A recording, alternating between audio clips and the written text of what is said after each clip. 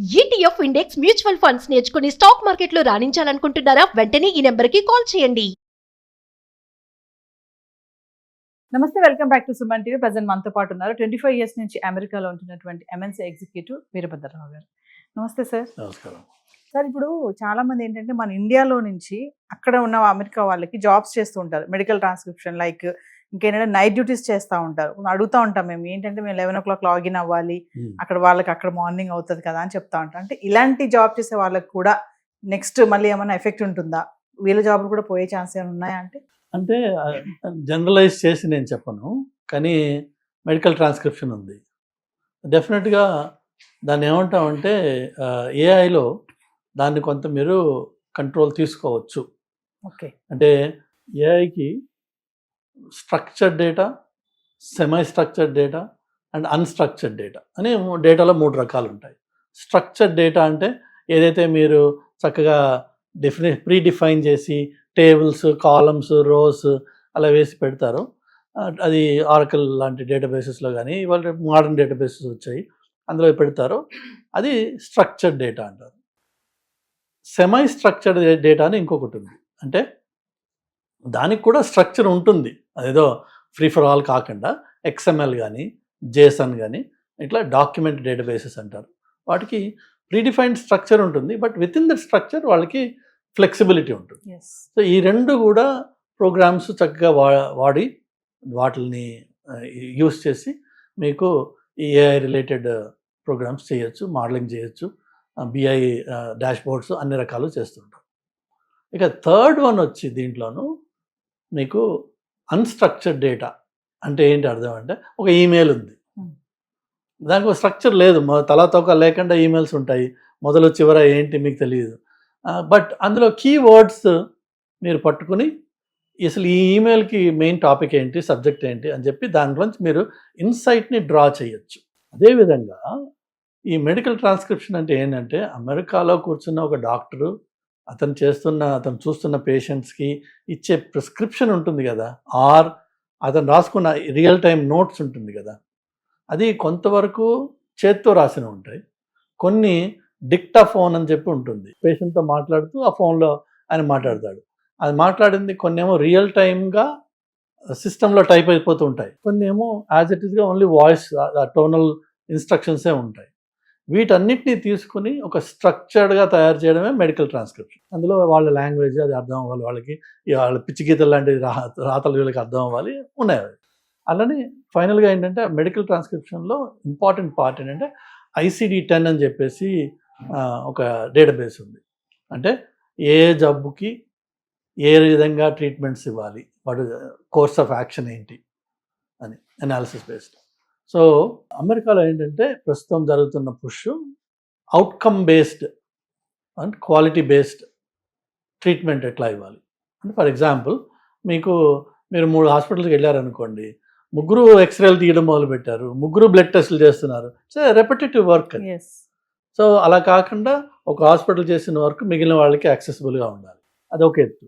ఇంకోటి వచ్చేసి ఈ లెట్సే ఎవరికన్నా ఒక క్యాన్సర్ డయాగ్నోసిస్ వచ్చింది, క్యాన్సర్ అన్న మాట ఒకటే వాడకూడదు మనం, ఎందుకంటే క్యాన్సర్లో ఒక 100 రకాలు ఉన్నాయి. సో ఏ రకం క్యాన్సర్, దానికి ఫాలో అవ్వాల్సిన ప్రాసెస్ ఏంటి, అదే ఫాలో అవుతుందా ఈ హాస్పిటల్, లేకపోతే క్యాన్సర్ అనగానే మొత్తం దాని మీద వేసేసి ఇన్సూరెన్స్ కంపెనీ నుంచి డబ్బులు దొబ్బేసే ప్రయత్నం చేస్తున్నారా వీళ్ళు, ఇలాగా కొన్ని గైడ్లైన్స్, ఫ్రేమ్వర్క్స్, రికమెండేషన్స్ ఉన్నాయన్నమాట. అవి ఫాలో చేస్తేనే వాటికే ఇన్సూరెన్స్ అప్రూవ్ చేస్తుంది, వాటికే ఇన్సూరెన్స్ డబ్బులు ఇస్తుంది. ఇష్టం వచ్చినవి చేశాడు అనుకోండి, ఇన్సూరెన్స్ కంపెనీ డిక్లైన్ అంటుంది. కానీ అఫ్కోర్స్ అలా డిక్లైన్ చేసినందుకు వాడిని మాన్స్టర్గా చూస్తారు, కానీ వాళ్ళు అన్ని ప్రీసెట్ గైడ్లైన్స్ ఉంటాయి. ఇవన్నీ వీటికి బ్యాక్ ఆఫీస్గా సపోర్ట్ చేసేవాళ్ళే ఈ అర్ధరాత్రులు అపరాత్రులు పనిచేసేవాళ్ళు. వాళ్ళు ఉన్నటువంటి ఉద్యోగాలు పోతాయంటే మోస్ట్ లైక్లీ పోకపోవచ్చు. కొంత ఏఐ వల్ల ఈ ఆటోమేషన్ మీతో అన్నా కదా, ఏజెంటిక్ ఏఐ వల్ల, అలానే ఈ అన్స్ట్రక్చర్డ్ డేటా ఇన్సైట్స్ డ్రా చేయడం కేపబిలిటీ వల్ల కొద్దిగా మీకు నంబర్ తగ్గచ్చు తప్ప అది ఎలిమినేట్ కాదు. ఇక రెండోది వచ్చేసి మెయిన్గా ఏఐ వల్ల ఇలాంటి రిమోట్ జాబ్స్ యాక్చువల్గా పెరుగుతాయి, తగ్గవు. ఎందుకంటే ఏఐ మోడల్స్ మీరు తయారు చేసినప్పుడు, ఒక మోడల్ తయారు చేశారు అంటే ఆ మోడల్ని మీరు 1 సంవత్సరం పాటు దానికి ట్రైనింగ్ ఇస్తూ ఉండాలి. అంటే ఫర్ ఎగ్జాంపుల్ ఇది కుక్క మొహం, ఇది పిల్లి మొహం అని చెప్పి చూపించాలి దానికి.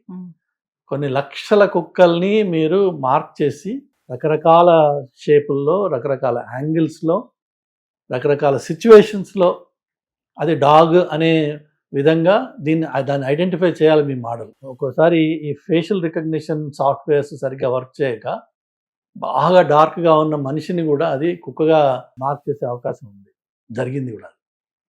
దానివల్ల సూట్స్ అవుతాయి, లీగల్గా ప్రాబ్లమ్స్ వస్తాయి. సో ఏఐ మోడల్ తయారైంది అంటే దాని వెనక లక్షల గంటల ట్రైనింగ్ జరుగుతుంది. నేను చిన్న ఎగ్జాంపుల్ చెప్పాను నేను. Now imagine the number of different variables that going to కుక్క పిల్లి అంటున్నాం మనం. అలా అన్ని జంతువులు అది గుర్తుపట్టాలనుకోండి.